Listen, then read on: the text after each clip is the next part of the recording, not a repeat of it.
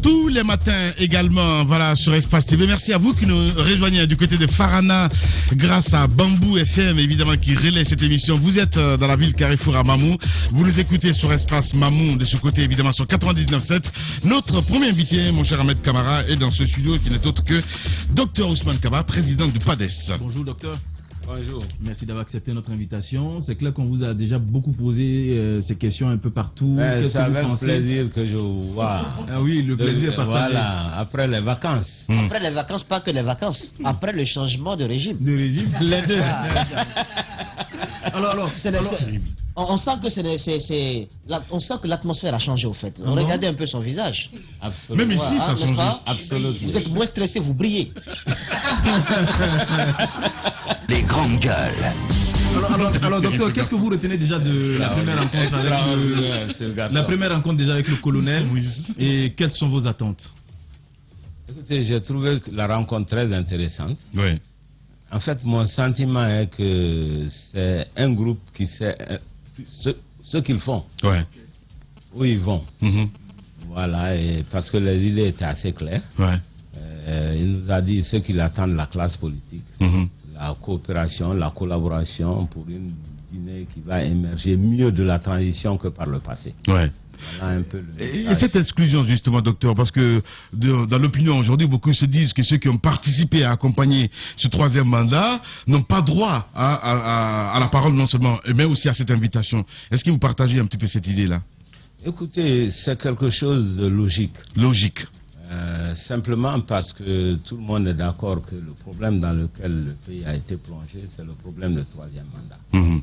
Je crois que les acteurs Ouais. principaux de cet engagement Mhm. devraient avoir de la retenue. Ouais. Dans d'autres pays, je me rappelle comme au Burkina, ils ont été complètement barrés Mhm. de participer à toutes les élections. Ouais. Et d'ailleurs, il y a eu un jugement qu'on a appelé attentat à la Constitution. Mhm. Ceux qui se sont rendus coupables de forfaiture Ouais. pour accompagner dans la négativité Mhm. doivent en payer le prix. Et je trouve que c'est tout à fait normal. Quand le problème est posé, à une telle décision de la junte. quand le problème est posé, Ouais. je pense que c'est logique que le problème soit posé. Vous savez, En même temps, chaque docteur, pays a ses particularités. Mhm. Il faut tenir compte de l'opinion des Guinéens dans sa grande majorité. La Guinée n'est pas le Burkina, Ouais. mais c'est tout à fait logique. Et les gens devraient avoir, je pense, une certaine décence. Ouais. Un peu de retenue. Allez-y, Jacques. en même temps, docteur, peut-être que vous êtes de l'autre catégorie. Il y a la catégorie de ceux qui ont soutenu ouvertement le troisième mandat. Vous êtes considéré comme de la catégorie de ceux qui ont aidé en participant, bien entendu, à la présidentielle de 2020. Vous ne vous sentez pas quelque part responsable? Je crois que vous ne savez même pas de quoi vous parlez. Oula, bien docteur. sûr. Absolument. Ben Non, voilà. c'est Il a très touché à la facile. plaie. Non. C'est Docteur. très facile de s'asseoir, de raconter des histoires. Mais non. Ce ne sont Quand pas on des est histoires. comme moi, Non, mais attendez, docteur. attendez, s'il vous plaît. Les grandes Quand on est gueules. comme moi, qui a subi Ouais. les bombes lacrymogènes ici, pour nous battre contre ce troisième mandat, qui a défilé combien de mois à Conakry? Avec le FNDC. Oui, Ouais. en tant que fondateur, Ouais. en tant que ceux qui ont eu le courage Ouais. de se battre, je crois que c'est pas décent. Vous auriez dû vous abstenir, tout simplement, de C'est pas à participer vous à de la me dire ce que j'ai présidentielle. à faire. Je pense que Justement, mais Donc, parce que arrêtez. la participation, c'est perçu comme une opération qui Non. valide finalement, Non, qui donne du crédit à cette présidentielle. Non, je ne suis pas d'accord. Je pense qu'il y a des choses à ne pas dire. Honnêtement. Non, mais quand même, ça si c'est on à a dire. Ce n'est pas. Vous n'êtes pas seul, c'est vous, c'est Kabila, c'est Cellou Dalein Diallo. C'est Vous une avez, c'est vous votre avez d'une inter- certaine façon c'est votre validé ce troisième mandat en compétissant avec le président Alpha Condé. Vous auriez dû vous abstenir comme d'autres. Parce que c'était logique, comme vous l'avez dit tout à l'heure, c'est une question de logique. Ça, c'est votre interprétation. Je crois qu'il y a les faits et les interprétations. En tant que journaliste, vous savez très bien qu'il faut distinguer les deux. D'accord? Les grandes Chacun est gueules. libre d'interpréter comme il veut. Mais il ne faut pas déformer les faits. Voilà, c'est tout ce que Nous je sommes sur les faits, là. Nous sommes sur les faits. Pardon, excusez-moi. Allez-y, mon cher Moussa. Oui, moi j'aimerais tout de même qu'on n'oublie pas les deux avis qui étaient sur la table à l'époque quand on parlait d'élections dans ce pays. Parce que c'est encore très très récent là. Ouais. Il y a un groupe qui a voulu un peu être dans le radicalisme. Ne pas du tout accompagner... Mais comprenez la question de Jacques Léoadino, parce que légitimer, évidemment, parce que c'est ça, il faut dire la question. Oui, mais c'est l'avis de Jacques Léoa. Je trouve qu'il a raison de mettre sur la table ces questions-là. Mais en même temps, il ne faudrait pas qu'on oublie les deux tendances qu'il y avait à l'époque, parce que c'est important aussi. Il y a ceux qui ont décidé que partir à ces élections-là, c'est bien entendu accompagner le troisième mandat, c'est légitimer le pouvoir d'Alpha Condé, parce qu'ils savent d'avance que tout a été fait de telle sorte que l'élection soit favorable. Donc ils ont décidé de ne pas s'y engager. Mais il y a d'autres qui ont cru en leur chance, qui ont dit nous allons y aller parce que la politique de la chaise vide n'arrange pas à tous les coups. On peut créer une sorte de blocus, d'obstacle à cette élection-là. Je pense qu'il fait partie de cette catégorie-là. Politique réaliste. Oui, exactement. Donc à ce stade, moi, j'aimerais vraiment qu'on puisse tirer les leçons de ce qui a bien pu se passer.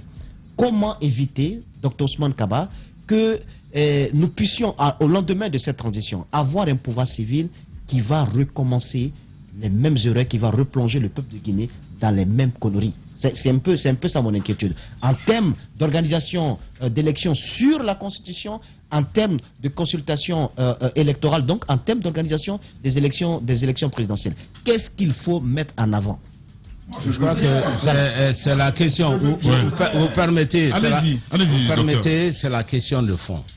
Aujourd'hui, il faut qu'on se mette d'accord sur ce qu'on veut. Le peuple de Guinée. D'une manière générale, il y a les pessimistes. Moi, je fais partie des optimistes. Moi, je pense que les êtres humains, comme les pays, apprennent de leurs erreurs. La Guinée, collectivement, est en train d'apprendre. Ce qui s'est passé en 2010, regardez comment tout le monde est inquiet pour qu'on n'ait pas le même scénario. Ça veut dire quoi? Ça veut dire que nous sommes en train d'apprendre. Voilà. Aujourd'hui, la question essentielle. 63 ans après, continuer à apprendre? Mais bien sûr. Non, 10 ans après. On parle de transition chaotique. Il y a 10 ans seulement. Donc on est en train d'apprendre. Tout le monde était presque là encore. Alors, il faut qu'on s'entende sur l'objectif d'une transition. C'est un état d'exception. Quand on passe d'un régime démocratique à une dictature, il y a une rupture, on fait la transition pour repartir sur de bons pieds. Quelle est la mission de la transition?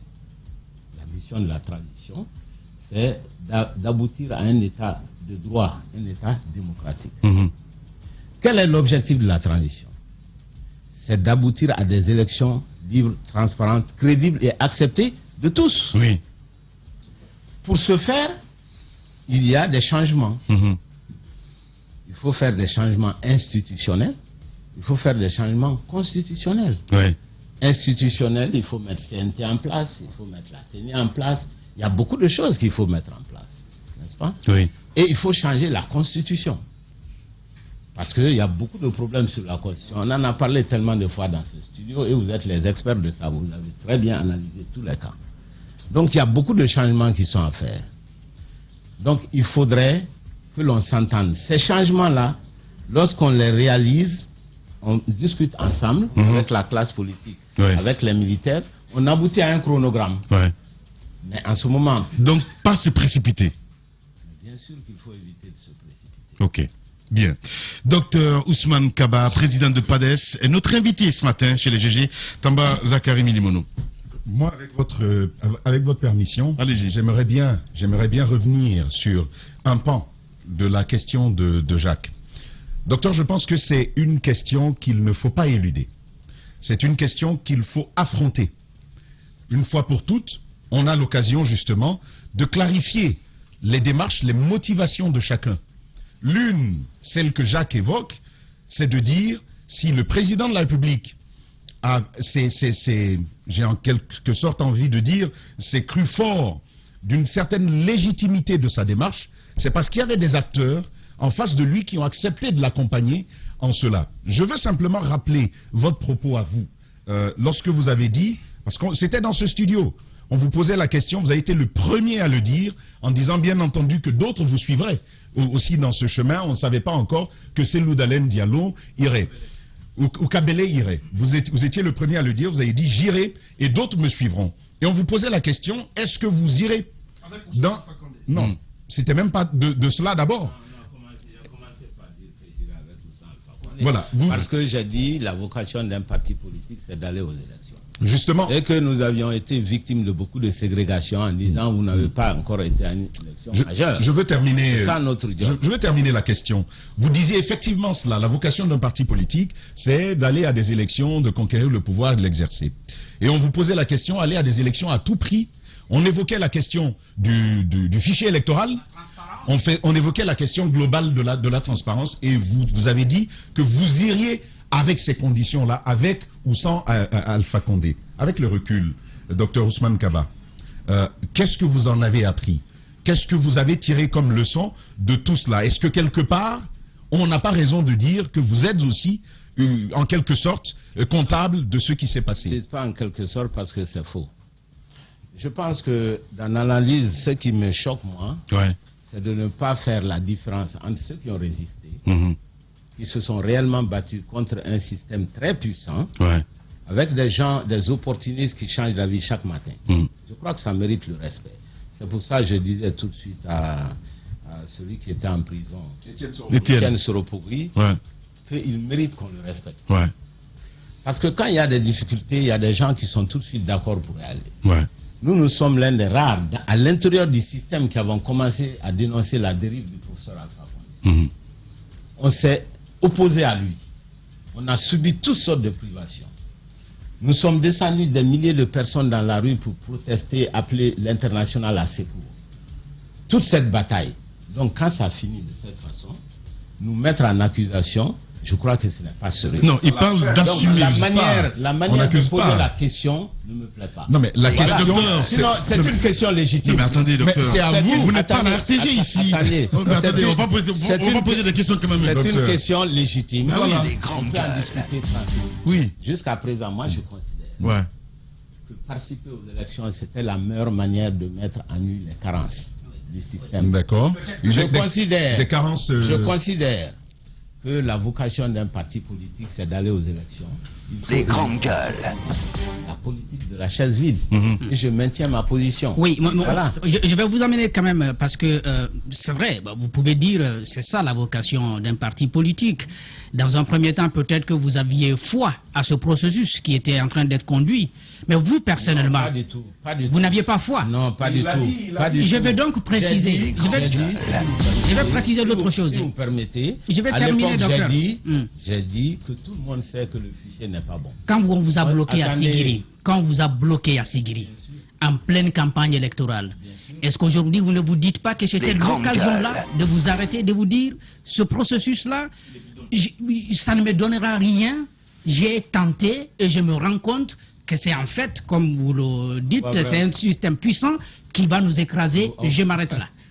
On voit vraiment que vous êtes amateur. Comment ça? À 48 heures d'une élection. Non, mais après, ça ne vous a rien donné de toutes les façons. Ça n'a aucun impact. À 48 heures d'une élection, ça n'a absolument aucun impact. Tout ce que vous allez... Mais l'impact a été négatif. Tu ne peux pas... Attendez, 48 heures d'une élection, tu ne peux pas changer les bulletins, tu ne peux rien faire du tout. Tout est déjà passé. Ça ne sert strictement à rien. Mais tu vas dire que tu n'es pas d'accord. Mais vous dire que je n'ai pas d'accord. Mais j'ai passé mon temps au processus, non, attendez. J'ai passé mon temps à le dire. C'est facile. Nous avons une machine des milliers de jeunes que vous jetez dans la nature. Tu comprends? Beaucoup d'argent que vous dépensez, c'est toute une machinerie. C'est pas des coups de tête.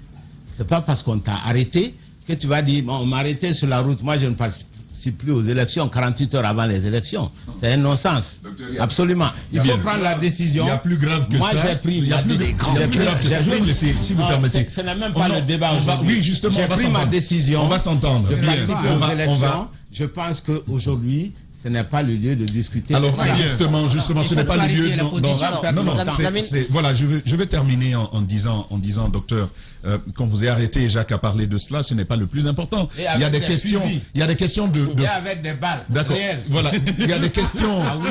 Il y a des.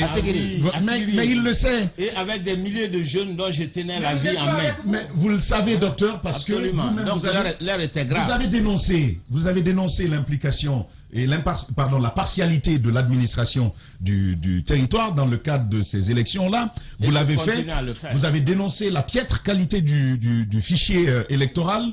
Vous avez dénoncé la partialité de la CENI. Ça, c'est autant de choses que vous avez dénoncé, docteur. Plus encore, sur le principe global, le référendum, vous n'étiez pas d'accord. Le troisième mandat, vous n'étiez pas d'accord.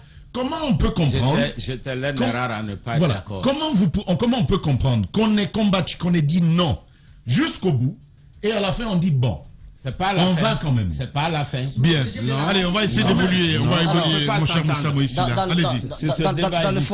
Dans le fond, docteur, c'est important toujours de regarder dans le rétroviseur. Ouais. Pour le présent, mais aussi pour le futur.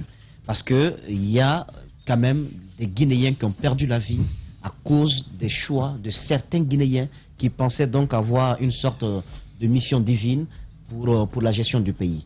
Quand je parle des Guinéens qui ont perdu la vie, vous vous rappelez de ces affrontements, vous vous rappelez de ces répressions lors des manifestations. Exactement. Donc, il y a quand même un bilan à tirer de tout cela. À ce niveau, qu'est-ce qui peut être fait, selon vous, par les nouvelles autorités? Faut-il mettre en place le mécanisme qui facilitera le fonctionnement de la justice pour que ces gens-là répondent des crimes de sang qui ont été commis? Ça, c'est la première question. Par rapport à la gabegie financière, nous vous sentions assez circonspect, assez, comment on appelle, vous alliez avec des pincettes sur les questions économiques, sur le gouffre financier dans lequel le régime nous a plongé. Non, parce qu'à l'époque, peut-être c'était un peu risqué. Vous êtes à la tête de la plus grande université privée de ce pays.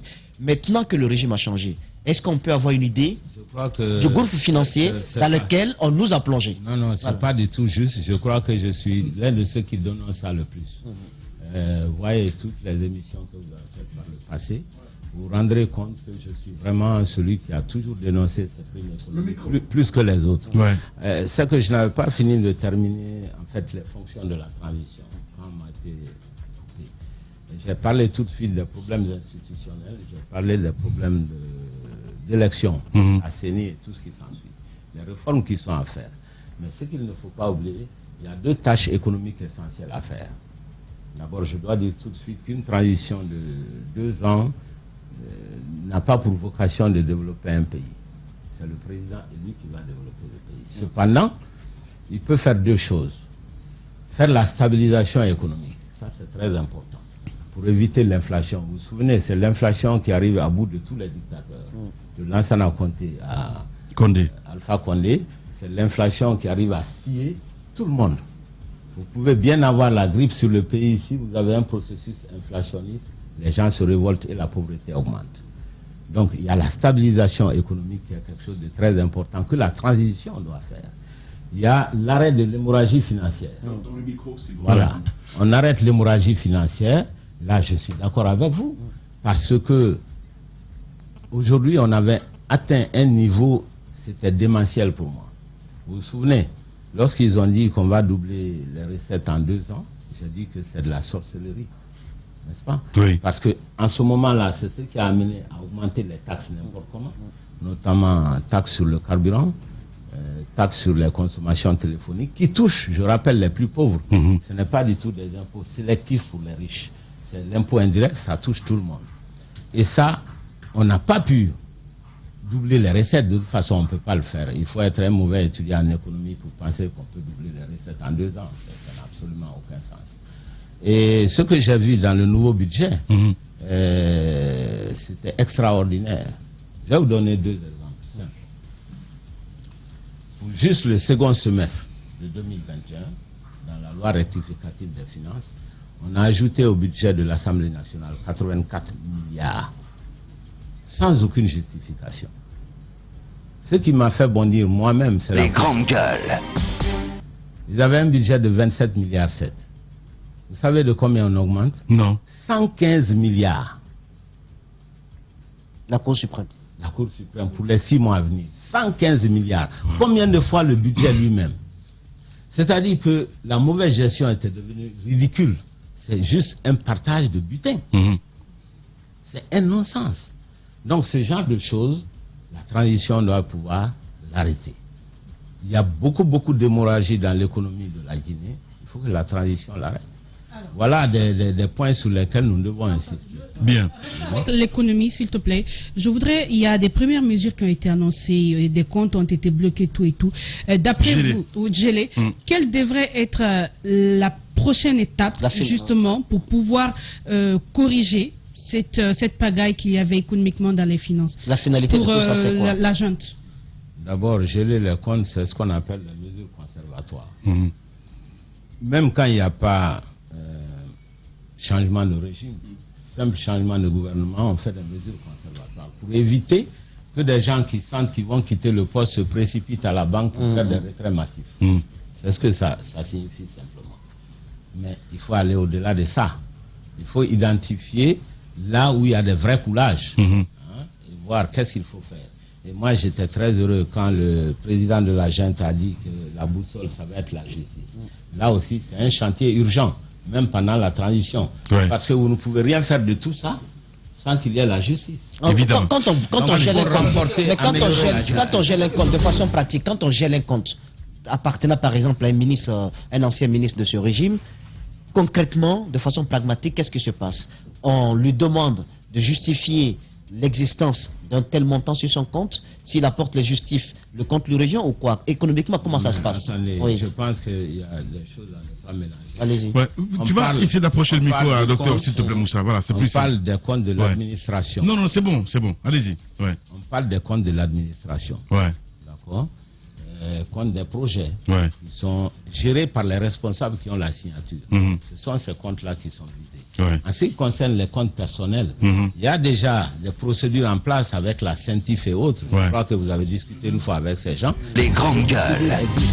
Aujourd'hui, dans les systèmes bancaires, il est très difficile de manipuler des milliards lorsque vous êtes fonctionnaire.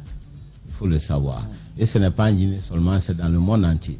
Depuis les grands attentats de 2001, du 11 septembre, le monde a changé sur le plan financier. Donc les banques sont contrôlées et les banques doivent reporter à ces organismes tous les mouvements suspects qui concernent les grands fonds. Alors, si vous êtes dans ces catégories-là, il faut toujours justifier l'origine des ressources. Voilà. D'accord, docteur Ousmane Kaba, président de PADES, notre invité ce matin. Allez-y. Vous étiez responsable du comité d'audit sous Dadis. Ça veut dire que on sait qu'il y a l'ingénierie quand même du vol en Guinée. Les comptes qui ont été gelés, ce sont ces comptes qu'on connaît qui sont à leur nom. Mais des comptes fictifs, ça peut exister. Alors, à ce niveau, quel est le travail qu'il faudra faire? Parce que vous parlez de mouvement, mais il y a le cash flow dans les sous-sols. En bas du c'est possible. En réalité, vous avez tellement raison. Même si vous utilisez des mots techniques qui ne sont pas très corrects, mais vous avez raison sur l'idée. Et en fait, ce que je venais de dire, je vous ai dit tout à l'heure que les mouvements bancaires sont contrôlés. Aussi bien en Guinée que dans le monde entier aujourd'hui. Ça a beaucoup changé, en France, aux États-Unis. Donc les grands voleurs ont beaucoup de problèmes. C'est pourquoi on a la spéculation foncière actuellement. Parce que si vous avez beaucoup d'argent, qu'est-ce que vous pouvez en faire?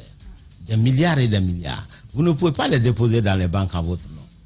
Vous ne pouvez pas déposer au nom de Silla, c'est trop risqué parce qu'il peut changer d'avis. Il met la main basse sur vos ressources. Tu comprends? Donc c'est très compliqué. Donc vous ne pouvez aller qu'à Dubaï, Hong Kong, c'est loin et c'est risqué, pas Dakar. Ça se trouve dans le système, c'est contrôlé. Et quelques pays arabes. Et c'est très loin et c'est très risqué. D'ailleurs, tous les grands voleurs africains depuis l'indépendance ont toujours perdu les fortunes colossales qu'ils ont amassées. Ça n'a pas changé. Depuis Tchombe, qui était le premier ministre de Lumumba, jusqu'à Mobutu, etc. Et tous les grands dictateurs ont amassé des fortunes énormes que les pays ont perdues et qu'eux-mêmes ils ont perdues. Parce que on n'arrive jamais à justifier. Donc la conclusion aujourd'hui, je suis d'accord avec vous, qu'il y a probablement beaucoup d'argent dans les caveaux. Bien. Allez-y. J'ai envie qu'on revienne à la rencontre d'hier, docteur. Vous étiez présent dans la salle, ainsi que beaucoup d'autres leaders politiques. Vous avez pris la parole certainement devant le colonel Doumbouya, mais à son tour, il vous a adressé un message assez poignant, assez pointu. On a semblé comprendre qu'il y avait des dessous dans cette histoire. On vous dit à vous, acteurs politiques, quand vous étiez ministre, des victimes qui sont tombées n'étaient pas encore nées. On a l'impression que dans les jours à venir, ou mois, par rapport à la transition, il y aura certains qui pourraient être écartés par rapport à ce qu'ils ont fait dans la gestion du pays. Quelle appréciation vous avez faite du discours de Doumbouya, parlant surtout des responsabilités par rapport aux 63 ans de la Guinée? Vous avez raison, mais je crois que chacun a son interprétation. À mon avis, il a plutôt parlé en termes générationnels. Vous savez, moi j'ai l'habitude de dire qu'en Guinée, la première génération, malgré tous ses défauts, malgré toutes ses erreurs, a au moins réussi quelque chose. Ils nous ont donné l'indépendance. Ouais.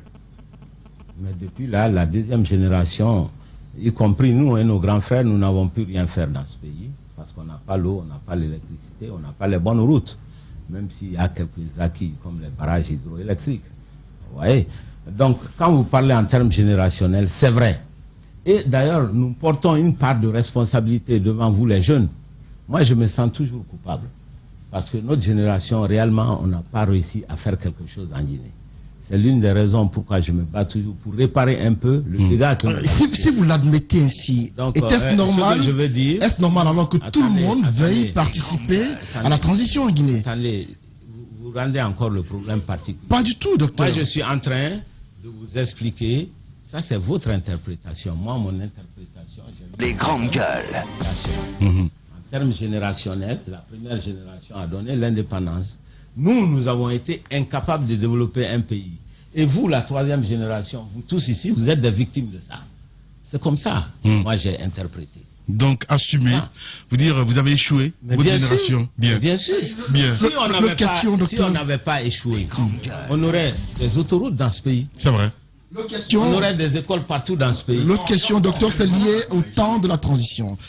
Colonel Doumbouya, dans son discours, a dit qu'il ne va pas accepter de calendrier individuel. Pas de précipitation, qu'il va accepter le calendrier du peuple. Est-ce qu'il n'y a pas de piège à ce niveau? Comment va-t-on consulter le peuple par rapport à un calendrier, connaissant parfois la démarche politique ou même militaire, souvent pour consulter la population? Et si par exemple on disait que la transition va durer 5 ans ou 3 ans, que diriez-vous en tant que politique, connaissant l'âge de certains qui pourraient être pris par défaut? Écoutez, je crois que vous ne pouvez vraiment pas parler sans particulariser les problèmes. Docteur, ce n'est pas une particularité. C'est un problème général. C'est une réalité. Attendez, c'est un problème général. Qu'est-ce que c'est qu'une transition? Il faut qu'on s'écoute. La transition a pour objet de restaurer un pays démocratique. Quel est l'objectif précis d'une transition? C'est de faire des élections pour que le pays choisisse son leader librement à travers des élections libres et indépendantes. Donc pas d'exclusion. Attendez, voilà l'objectif d'une transition. C'est pas pour développer un pays. Mais pour faire ça, tu as besoin de faire des réformes institutionnelles et constitutionnelles. Quel que soit le temps. Quel que soit le temps. Ok, donc vous êtes d'accord qu'on aille au-delà de 2 ans? Attendez. Parce qu'il faut qu'on comprenne le processus, le raisonnement et le processus. Pour arriver à des élections libres et transparentes, que le pays choisisse un leader librement, tu es obligé de faire des changements institutionnels, d'accord? Tu dois avoir une nouvelle constitution, d'accord? Pour avoir une nouvelle constitution, il faut un conseil national transitoire, qui est une assemblée provisoire, d'accord? Si tu as une nouvelle constitution, tu as besoin d'avoir une CENI, ceux qui vont faire les élections. Tu as besoin de revoir le fichier pour s'assurer que tout le monde tombe d'accord sur le nombre des électeurs, etc. Donc tu as tous ces changements qui sont à faire. Bien. Maintenant, l'objet de ce dialogue, on va tous s'asseoir, on va dire qu'est-ce qu'on a à faire. 1, 2, 3, 4. Combien de temps il faut ceci, combien de temps il faut cela. C'est ce qu'on appelle chronogramme. Au sortir de cela, vous allez avoir un chronogramme, c'est-à-dire un calendrier des différentes actions. Ce calendrier va déterminer la durée de la transition. Bien, on va revenir. Ce sont les tâches qui vont ce qui se passe, juste une seconde, c'est que d'après ce que l'on sait dans beaucoup d'autres pays, les transitions durent en moyenne 2 ans. Mais le cas guinéen? Voilà. Mais le cas guinéen... C'est une exception parce qu'on sort à peine du gouffre. Voilà. On va discuter. On va voir le cas guinéen. Si on fait ce travail scientifiquement, sans regarder les personnes, soyons impersonnels pour une fois. Oula. Oui, soyons impersonnels, c'est vrai. Soyez impersonnel. D'autant plus qu'on était tous prêts. Mais attendez, comment ça soit vous avez peur qu'on vous élimine parce que vous êtes âgé, docteur Ousmane Kaba? Non, mais je pose la question. Allez, on va revenir à 11h. Évidemment, d'autres questions à poser ce matin. Évidemment, je les GG sur Radio Espace Guinée. La prolongation à suivre à 11h.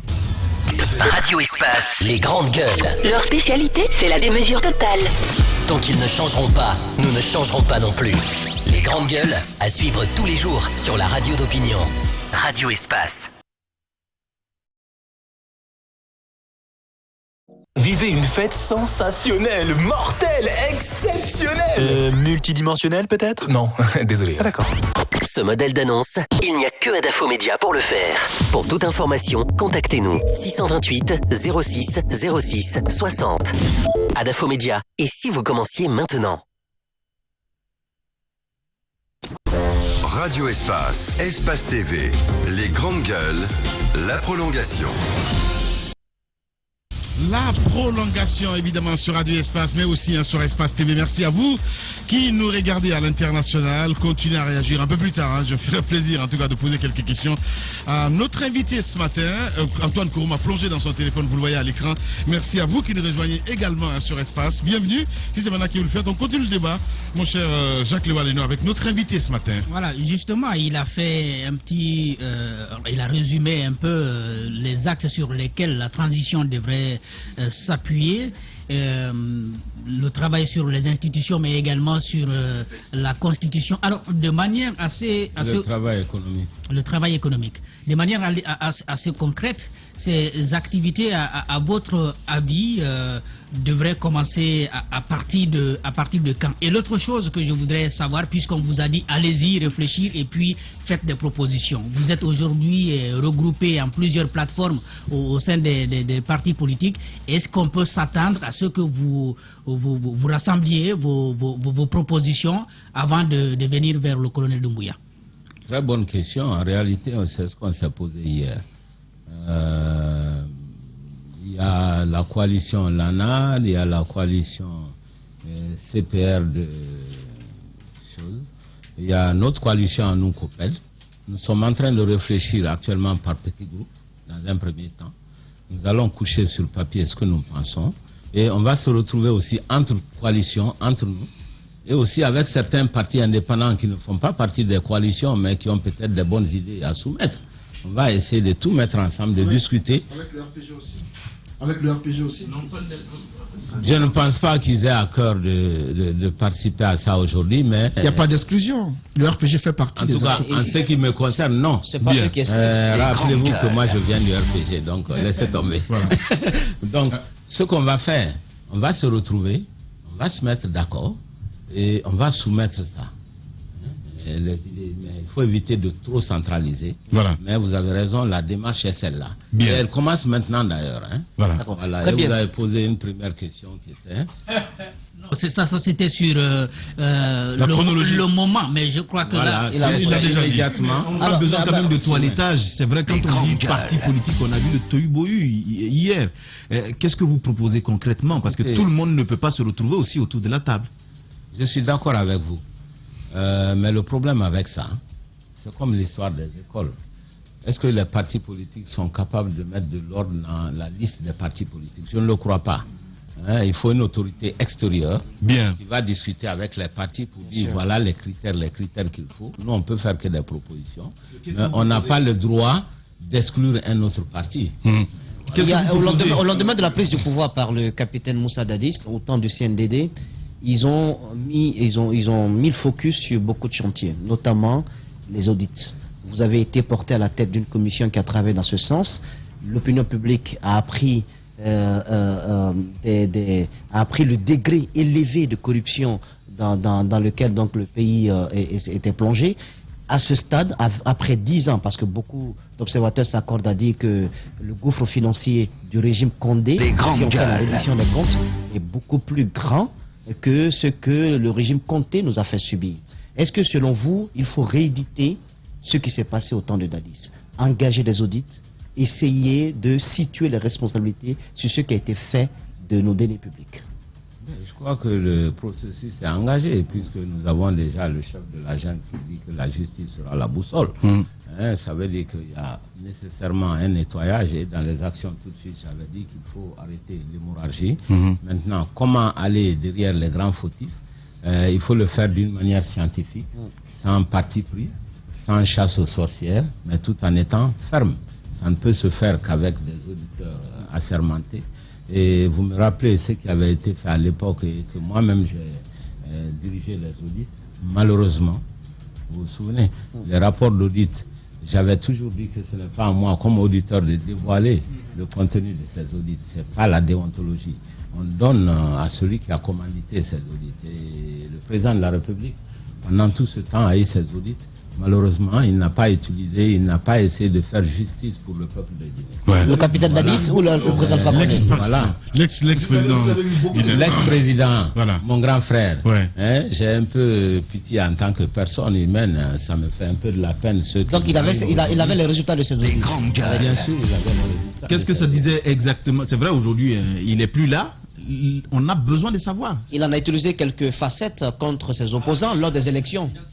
Écoutez, si le gouvernement actuel, puisque c'est le gouvernement qui est le commanditaire de moi je suis toujours dans ma position, si le gouvernement actuel me demande une copie de ces audits du travail qui a été fait, c'est disponible. Mais je vous dis toujours, la déontologie m'interdit. Alors là, littéralement, d'exploiter le contenu de cela à des fins politiques. Voilà, allez-y. On ne peut pas le faire. Deux rapidement. Docteur, c'est en politique, la convergence des intérêts, c'est elle qui garantit que à l'intérieur du groupe, on puisse aller dans la même direction. Le colonel Mamadi Doumbouya vous l'a dit hier, il n'admettra pas d'agenda individuel dans le cadre de la construction de cette transition-là. Docteur, vous, d'un point de vue générationnel, d'un point de vue des intérêts, d'un point de vue des idéologies politiques, et d'un point de vue des agendas politiques aussi, il y a quelle chance que vous parveniez à vous entendre, par exemple, sur la forme, mais aussi sur le délai de la transition. Si vous voulez, si vous souhaitez en parler honnêtement, il y a quelle chance que vous puissiez y parvenir? La deuxième question, pour moi, elle est économique. Vous le disiez d'ailleurs, sur les trois axes de la transition que vous évoquiez, les lois, les institutions et l'économie. L'économie est affaissée, vous le savez, mais la junte vient d'annuler une coupe de 5% qui avait été orchestrée par l'équipe d'Alpha Condé. Nous avons un budget déficitaire qui repose sur l'aide, en grande partie sur l'aide extérieure. Avec une transition de ce type, comment on réussit à rééquilibrer nos éléments macroéconomiques? Comment on réussit à maintenir le bateau à flot?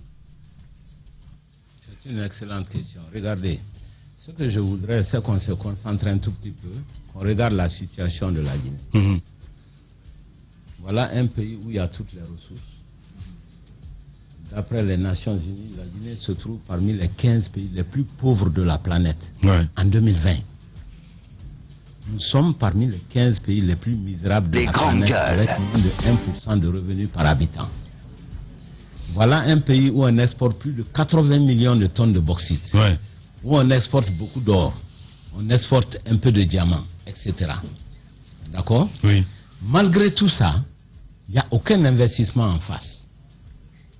C'est l'une des choses que j'ai toujours reproché à ce régime, parce que le vieux, enfin mon grand frère, il s'est laissé complètement enfariner par des prédateurs autour de lui. La Guinée n'a jamais été autant pillée que maintenant. Ça n'a rien à voir avec le régime Conté. Le régime Conté, c'était des menus frétins. Parce que le régime Conté, il n'y avait pas d'exploitation minière à grande échelle. Aujourd'hui, il y a une grande exploitation minière à grande échelle.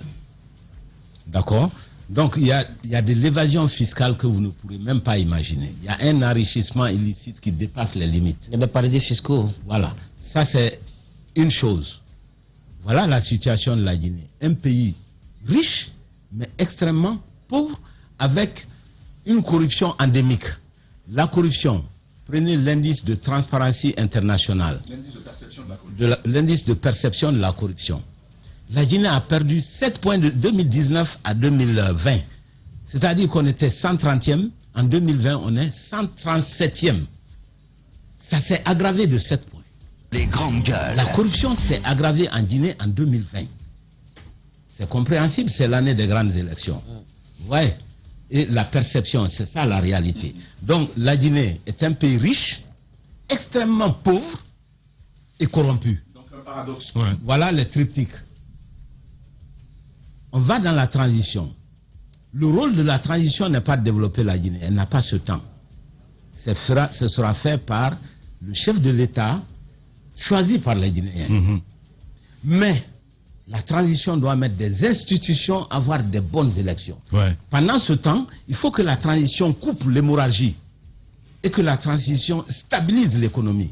Stabiliser l'économie, pour revenir à votre question, c'est revoir la politique budgétaire, revoir la politique monétaire et qu'on ne fasse pas ce qu'on appelle le stop and go. C'est ce qui a été fait. Excusez-moi, juste une minute. Le stop and go, c'est comme un train qui va à 100 l'heure, vous freinez. En 2020, on a éjecté 7 000 milliards d'argent. Ça a créé l'inflation de planche à billets. Ça a créé l'inflation en 2020. En 2021, le chef de l'État est venu, il a tout serré. Brusquement. On appelle ça stop and go. Stop and go. Dans une économie, c'est mortel. Parce que quand tu serres brutalement tout, c'est les PME qui ferment. Et c'est le chômage qui augmente brutalement. Donc tout ça, ça demande de l'expertise. Ce n'est pas une histoire d'amateur. Ça demande vraiment du patriotisme aussi. Des gens qui ne se laissent pas bouffer par le gain facile. Donc il faut, en même temps, pendant la transition, que l'on s'occupe d'institutions à bâtir, que l'on s'occupe de commission nationale électorale à bâtir. Il faut s'occuper de l'économie pour arrêter l'hémorragie et faire une stabilisation macroéconomique. Est-ce que l'inflation ne nous guette pas encore quand on sait qu'on fait toujours recours à la planche à billets et que les caisses sont vides? Je veux en répondre. Oui. Mais déjà, en 2021, là, l'inflation, on a arrêté la planche à billets. Mais nous avons eu déjà une hausse très forte des prix au premier semestre de 2021. C'est-à-dire qu'on est déjà au-delà de 10% cette année. Ce qu'on peut faire, c'est s'arranger pour qu'on n'aille pas à 15% ou 16%. Bien. C'est déjà fait. Une autre difficulté sur ça. On n'a que 2 minutes. Rapidement, docteur. On ne peut pas vous laisser partir sans évoquer le cas Alpha Condé. La CEDEAO a été en Guinée récemment pour en discuter. Alors, il y a des propositions sur la table. Alpha Condé pour un asile au Congo, par exemple. Donc, on parle de jugement en Guinée. Dites-nous clairement quelle est votre position sur la question. On apprend que le président de la République, l'ancien président Alpha Condé aujourd'hui, on l'a démuni de tout. Il n'a pas de téléphone ni de télévision. Il a des recommandations aujourd'hui, il ne veut pas signer sa démission, et de l'autre côté, il exige qu'on le fasse passer dans les rues de Conakry pour jaser sa popularité encore. Est-ce que votre grand frère doit rendre compte de sa gestion au peuple de Guinée? Je ne peux pas me prononcer sur le on dit. Non, ce n'est pas on dit, ce sont nos confrères de Jeune Afrique. Oui. Un site censé être crédible qui le dit. Moi, je n'ai pas vu le professeur Alpha Condé. Je ne peux pas me prononcer sur ça.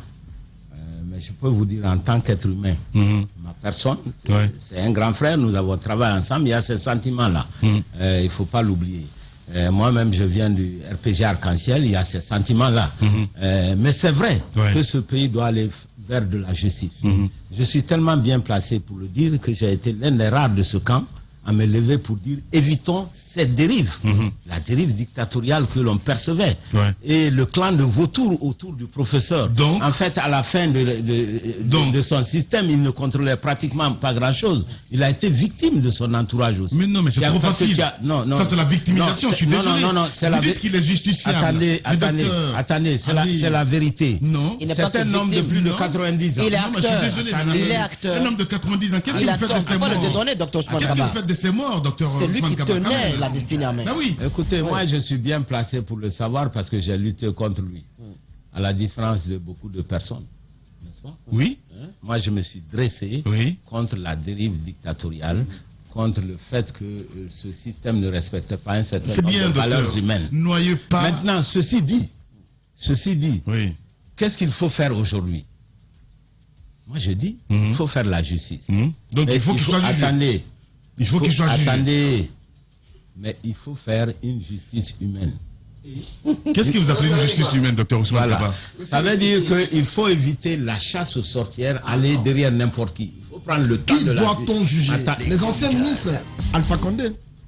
c'est pas les anciens ministres, c'est les anciens voleurs. C'est déjà, on a déjà un premier problème. Il faut identifier là où il y a le coulage, et ça c'est facile d'un point de vue économique. Il y a l'expertise qui existe. On peut, à travers les comptes nationaux, ils ont plongé pour regarder. Ousmane Kaba, dites-nous ce que vous pensez du cas Alpha Condé. Est-ce qu'il faut être jugé ou pas du tout, docteur Ousmane Kaba? Est-ce qu'il faut qu'on le juge? Je sais ce que vous voulez dire. Individualiser. Vous devez éviter. Il était président de la République. Non. Expéditive. Il a été président. Il m'a dit on doit arrêter les ministres, par exemple. Oui. Ça c'est expéditif. Je dis identifions les sources de coulage. On a les moyens techniques de le faire. On a l'expertise de le faire. Et en Guinée et dans le monde. Mais bien sûr, donc il faut identifier là où l'eau a coulé. Mais vous êtes comme d'après toi. Non mais attendez. Antoine, il ne va pas se donner comme ça. Qu'est-ce que vous pensez du cas Alpha Condé? Avec ces cas de mort qu'on a enregistrés, justement. Qu'est-ce qu'il faut aujourd'hui? Il y a des familles qui sont en deuil aujourd'hui. Vous le savez. Écoutez. Oui. Les grandes gueules. À ce stade précis. Oui.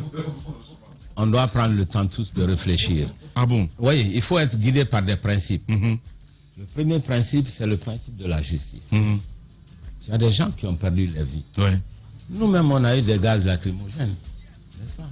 C'est rien par rapport à une vie. Attendez. Non, mais attendez quand même.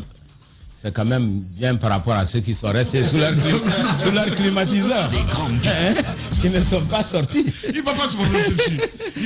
C'est pourquoi quand j'ai vu Soromou tout à l'heure, je dis mon petit Soropovi, je dis mon petit, tu mérites le respect. Oui, parce qu'il a souffert dans sa chair. N'est-ce pas?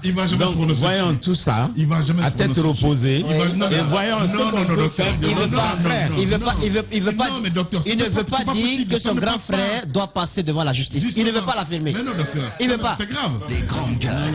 Non, mais. J'ai dit identifions. Identifions comment il est là. Il est identifié, il est là. C'est lui qui gérait le pays. Docteur, laissons les gros mots là, il est là. Moi je vais vous dire, si vous disiez. C'est pas possible. Si vous disiez qu'il y a des gens qu'on n'a pas besoin de juger, qui sont déjà jugés, moi j'adhère déjà à ça. Ben oui. Moi je pense que le président de la République est déjà jugé. Les grandes gueules. C'est un vieil homme. Ah, c'est un vieil homme. Donc il ne faut pas tirer sur l'ambulance quoi. Il a pitié. Autant je me suis levé pour lutter contre l'injustice, contre tous les dérapages, autant quand il faut mettre à mort, je ne suis pas un très bon guerrier pour ça. Docteur Ousmane Kaba était notre invité ce matin chez les G. Peut-être un mot pour les militants qui nous regardent à la télévision. Écoutez, moi ce que je peux dire, c'est que les Guinéens doivent garder espoir. Je suis persuadé qu'on aura une meilleure transition maintenant par rapport à celle de 2010. Oui, parce qu'en 2010, nous avions des jeunes inexpérimentés. Le président Dadi, c'était un grand patriote, malheureusement, manquant d'expérience, et beaucoup de vautours se sont jetés là-dessus. Aujourd'hui, la Guinée a appris. Les militaires ont appris, toute la Guinée a appris. Cette fois-ci, nous allons tous aider pour que cette transition soit la bonne. Que la transition puisse faire le travail pour lequel la transition est là. Organiser des élections libres et transparentes partagées par tous. Empêcher le dérapage économique. Voilà les points cruciaux sur lesquels nous devons tous travailler. Et heureusement, ceux qui sont à la tête de cette transition, ils sont beaucoup plus mûrs déjà. Mais c'est vous les politiques. Parce que c'est vous encore qui allez dire il y a tel nombre de telle ethnie, il y a tel nombre de telle ethnie qu'on a toujours combattu dans ce pays. Vous continuez toujours à le faire. Quand je dis vous, je parle de la classe politique. Écoutez, la classe politique, moi je vous ai dit qu'en termes générationnels, nous avons beaucoup de choses à nous reprocher. Moi je reconnais que notre génération n'a pas du tout réussi. Parce que ce que nous pouvons faire de mieux, c'est de faire en sorte que vous qui êtes les jeunes, on se corrige un peu, on rectifie le tir par rapport au pays qu'on vous a laissé. Bien. Voilà. Demain, docteur Ousmane Kaba Sekouba Konaté sera notre invité. Je l'ai interviewé il y a 2 ans du côté de Paris. Il disait que ses comptes étaient gelés par Alpha Condé du côté du Maroc, entre autres. Il l'affirmait aussi du côté de la Belgique. Pensez-vous aujourd'hui, même s'il faut le libérer, parce que vous ne souhaitez pas du tout vous prononcer par rapport à sa libération, par rapport à la justice, pardon, pensez-vous aujourd'hui qu'il faut le libérer et laisser comme un citoyen normal Ou faut geler ce compte? Qui le doigt ou Alpha? Alpha. Ben, je pense que l'âge qu'il a, ce sera très difficile de faire plus que ce qu'on fait. Donc on a l'écarter du pouvoir. Ouais. Mais ceci ne veut pas dire qu'il ne faut pas rendre justice. Ceci ne veut pas dire que la Guinée ne doit pas chercher à se refaire une santé. Bien. Voilà. Merci. Donc on verra quelle est la meilleure position. Mais concernant Sekouba, ce qu'il a fait de bien, de très bien, c'est d'avoir rendu le pouvoir aux civils en son temps. Ouais. Je crois que ça, c'est un acte très très fort. Et l'ingratitude qui a été faite vis-à-vis de Sekouba, c'est quelque chose qui m'est toujours resté dans la gorge. Parce qu'on ne devrait pas faire ça. Ouais. Hein? Il a donné le meilleur exemple de la démocratie dans ce pays, depuis que la Guinée existe.